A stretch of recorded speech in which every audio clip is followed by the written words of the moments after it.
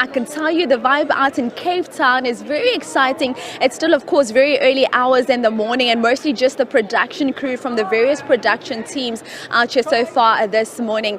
Godwa, what I do want to do in this moment is speak to a netball analyst, Usino Matangake, about what we can expect in terms of competition on the field of play, or rather, let's call it the court, because that's exactly what it is. And as you can see it right here behind me, that's where most of the action is going to be happening in this year's edition of the Netball World Cup. Sina, a good morning to you. Nice to see you outside of the studio. Good morning. Thank you so much for having me this morning. Sina, let's talk some of the key players that we're expecting to see in this edition of the World Cup. And I want us to start with the South African team. Of course, led in the front by Ubongi Msomi in her 158th cap for the South African side. Look, we are spoiled for choice when it comes to the South African key players, and we will start with the captain. She's led us, she started in the Proteas 2011, captaining us 2016, and she's such a key player with her drives. If you put her on wing attack, you put her in center, she's the one that drives and is the energy of the team. And then if you look just at the back, our shooters, we're going to look at Lenise, yes, who is a key player. She's second in the Super League with her goal average, which is very important. And we won't forget Carla Pretorius, key player. You look at interceptor, what she did for us. I won't say single-handedly when it was the quad series, but she was able to bring that game for us, back, and we drew against England. So, with South Africa, we've got those three key players. And I mean, overall, we are really, really spoiled for choice. And a lot of people talking about, when you look at the positions on the field, where we think there's going to be some bit of just questions around who's going to start where, is when we look at that center circle, as well as we look in our shooting circles between our goal attack and goal shooters. Do you agree with that? 100%. So if you want to look at the shooting circle, of course, like I mentioned, we want to probably have a Lenise there, and then just to help her out there, we want to maybe look at a Nicole Talyard. Yes. How she brings play and just flavor, and being able to see things that a lot of players aren't able to see. She's a really, really tough player to defend. Also want to give Al-Marie a chance. I know that she came a bit late with the TNL with her injury, but she's also, I'm hoping, looking really good right now. And then at the back, obviously, you've got your Van der Merwe, you've got obviously Carla, we've got a Pumza Maweni who's on fire at the moment. And mid-court, we want to look, obviously, Somi, Chawane, and then everyone else around. Yes. Another thing I want to talk about, Sino, is the fact that we know how dominant Australia and New Zealand have been when it comes to the World Cup. I mean, it's only 1 year in which another nation won the World Cup outside of the two, but it was a three-way tie between New Zealand, Australia, and Trinidad and Tobago. Let's talk about this New Zealand side, because they have a young, fiery 21-year-old, and the things she's able to do, a conversion rate of 96%, absolutely insane.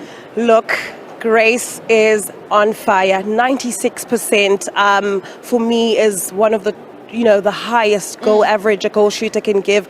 And the nice thing about her as well is, when you look at goal shooters, you're looking at these lanky players, queen of the circle, waiting to have the ball placed where you want it to be placed.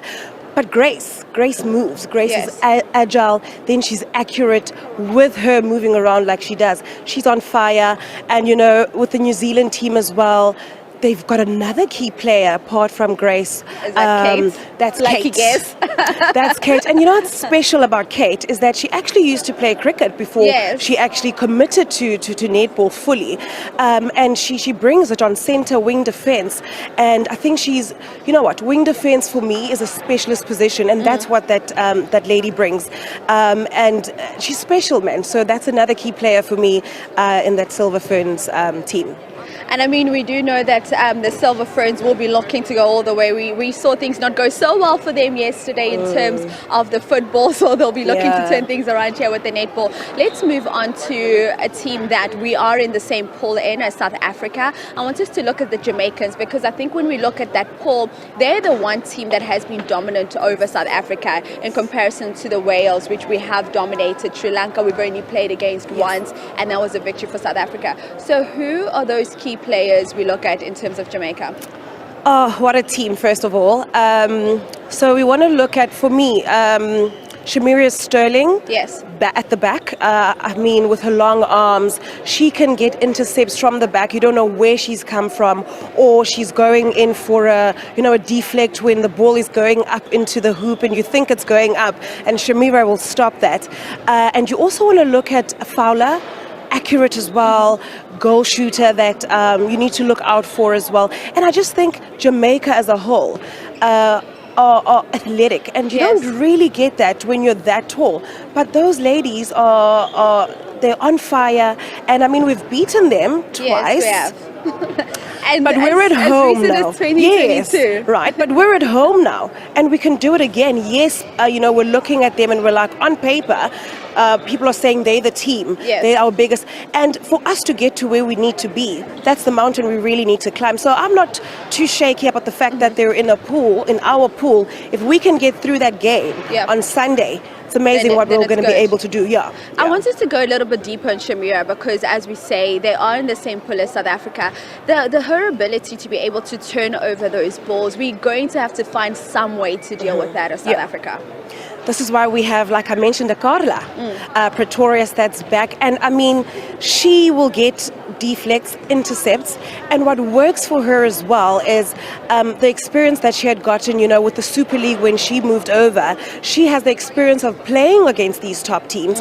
And I mean, we have a gem in her. I cannot get over what she did at the Quad Series, And with the help, like I say, Maweni is going to be there. You put Carla on goal defense, you put Maweni on goalkeeper, magic can happen there. And I mean, so they have that, we have that on our defense. We're a defensive country when it comes to netball, but we're also lucky to have shooters that are top form, and we're backing them, and we're here for it. It's going to be amazing.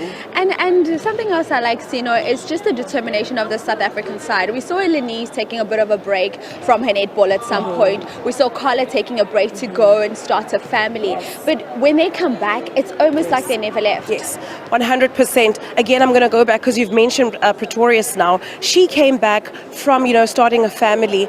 It was like she never left. Yes. This is the Carla that we know, back in her more start days. She was amazing. She came back and she was like, this is why I'm back. Because people are like, she just got back and, is she still the same? We're worried. And Carla's like, I'm here for it. I'm here for it. This is what I'm here about. I am the secret weapon that South Africa has had for a while, and I still am that, and that's what she brings, for us. Lenise went and took a break. She needed that. Came back strong. Look at where she's sitting with the Super League. I mean, second, I think with a goal of like 750 something. 757, yes. It's amazing. So we sorted. So before I wrap up with you, let's just talk about Coach Norma Plummer. Of course, this is her second stint with the side. The last time took them all the way to 4th place. And we talk about home ground advantage. We're here in Cape Town. It's exciting. What does that do for Coach Norma and her team? Look, I don't know if this is going to be Norma's last World Cup. I don't know. But I'm going to take it back to her as a player. She knows what it is to win a World Cup as a player, and most definitely as a coach as well. She can take us there. We've got the home ground advantage, as you've said. And something else that I just came to my mind now is, when they moved the World Cup to having a final. Yes. I think there's only just been 3 teams that have played since 19 in that gold match. No one else. So it's just been ourselves when we finished second. Ourselves, in New 95. Zealand, and Australia. No one else has played that match. Yes, when it was round robin, people were winning this. But to play that one game, we know how to do it. Home ground advantage. We're going to do it. We've got something to prove. We're excited. That is, she's saying home ground advantage. We've got something to prove, and we certainly are behind the Proteas 100%.